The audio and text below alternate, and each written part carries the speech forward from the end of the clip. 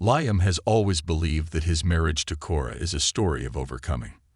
They met in college when they both worked as waiters at a seedy cafe on the outskirts of Boston. She laughed at his jokes about burnt pancakes, and he admired how her red hair blended with the autumn leaves outside the window. 3 years later, he proposed on the very table where they first spoke.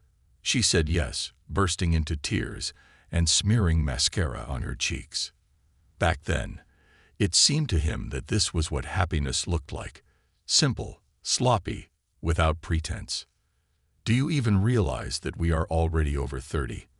One evening, she said, looking at the electricity bill. "Martha from my department bought a house." Martha, Liam. The one who makes reports about kittens. He was silent, clutching a mug of cold coffee. She used to admire his tenacity. Now his every word seemed to be drowning in the mud of her disappointment. "Working in the workshop was exhausting. My hands are always scratched, and the smell of engine oil is ingrained in my skin." On weekends, Liam took a part-time job fixing computers from neighbors. Cora, meanwhile, was increasingly delayed in meetings. One day, he found a receipt from an expensive restaurant in her bag. "Colleagues have chipped in for dinner," she snapped, without even looking up from her phone. Suspicion crept in slowly, like rust. Liam found himself checking her messages while she was in the shower. Nothing. Only correspondence about work, memes from friends. But one evening, when Cora had fallen asleep earlier, he noticed that her phone vibrated. Notification from the unknown. "Tomorrow at 7. The same corner." Liam's heart sank. He tried to unlock the phone, but the password had changed. The next morning, Cora went to work in a new dress. Dark blue, tight, the kind she only wore for special occasions. "We have a presentation for investors," she said, adjusting her earrings. "Don't expect me for dinner." Liam nodded, swallowing the lump in his throat. All day he was torn between anger and hope. Maybe it's just a coincidence, but by 5 in the evening I couldn't stand it. I got in the car and drove to her office. I parked in an alley where I could see the entrance. At 7 o'clock sharp, Cora got out, looked back, and walked briskly to the subway. Liam followed, keeping his distance.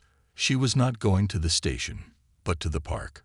There, under a spreading maple tree, a man in a gray coat was waiting for her. Liam recognized him immediately. It was Garrett, the owner of a chain of fitness clubs that sponsored Cora magazine. They hugged each other, not as friends. Garrett held her close, his hand sliding down her back. Liam swallowed. There was a pounding in my ears. He wanted to jump out from behind the tree, scream, grab the bastard by the collar. But his feet seemed rooted to the ground.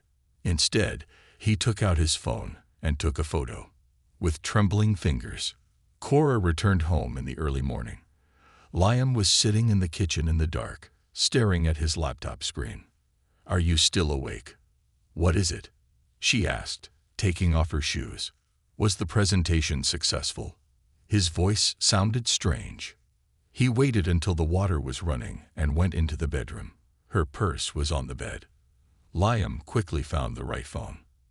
A new password. Their wedding day. No. Her birthday. Not either. He entered the date when Garrett first appeared on her Instagram, a month ago. The screen has unlocked. The correspondence was full of vulgar jokes, photos from the hotel, mentions of places where Liam had been with her before. It turned out that they met every Wednesday in the conference room of her office, a quiet corner, as they called it. Liam read, and every line burned through him like acid. He didn't remember going to the bathroom. Cora was standing in the shower, humming the very song they danced to at the wedding. Liam opened the curtain. You couldn't even choose someone I didn't know." He breathed out, showing her the phone. Her face contorted, first fear, then anger. He didn't wait for the end of the sentence. He left the apartment, slamming the door so that the walls shook. That night, he wandered around the city until he found himself in a bar where he and Cora were celebrating their 3rd anniversary. The bartender, gray-haired and heavy, silently handed him a whiskey. Liam drank, trying to drown out the cacophony in his head. Suddenly, someone's voice came from behind. "Hey, aren't you Cora's boyfriend?" He turned around. Nina, her colleague, was standing in front of him. The one who always teased him at corporate parties. "She lied to you about the presentation, didn't she?" Nina sat down next to him, ordering a martini. "Garrett has been having an affair with just about anyone for 6 months now. I thought Cora was smarter." Liam clutched his glass. "Why are you telling me this?" "Because you look like a ghost. And because," she leaned closer, "I've always liked you better than that pompous idiot." He moved away. Her perfume smelled too sweet, too provocative. "I'm not in the mood for games. No one is playing." She put her hand on his knee. "Just think, sometimes revenge is the best way to forget." He didn't answer. I drank the whiskey to the bottom and went out into the cold autumn wind. My thoughts were confused. Betray Cora. How is she his? Become someone you've hated all your life. But the Garrett photo was burning in my pocket, and a quiet voice whispered, "Why not?" In the morning, he sent a message to Cora. "Get your stuff before tonight, or I'll throw it away." There was no response. "Odnashti Nina Nazvala. What do you want?" "Ustroit Paramiri. Vipum Kof. Neve Bear. V normal nam mest." He hesitated, but agreed. Not because of her hints, but because I wanted to know more about Garrett. "Why?" "Liam stisnal chiliest. Kazalos, dajdiz, v itum kafe, ludi obernetsia, iuvidia ego poser. Zakim tai mi edo raskazivesh, sprosalon. Potomushto tai zaslujevesh pravdi. I potomuchto. Ona poshendalis, cheras stol, kusnovshis ego ruki. Tai ni dolgen ostavachia odin." He pulled his hand away. "Iane kauchu igrat foi egri." "What kind of games?" She frowned. "Garrett ruined my career a year ago. Your wife helped. Do you think I accidentally approached you in a bar?" Liam stood up, almost knocking over his chair. "Use me for revenge. Great. You and Cora are worth each other. On ushel, ostavivis kolodnim kof. Doma egos jdala Cora. Verni, tu, choat ni ostalos, koropkis nagami I odisjoy. Oma sidla na poluv gostinoi. Opkvediv kalini. Liam ne videl is tuanakshi. Ona pakudela. Tini pod glazami vidavali besanitsu." He laughed. Rude, joyless. "Did you come for sympathy? Or is Garrett already tired?" She clenched her fists. "He left me. He said I was a threat to his reputation." Her voice trembled. "Are you satisfied?"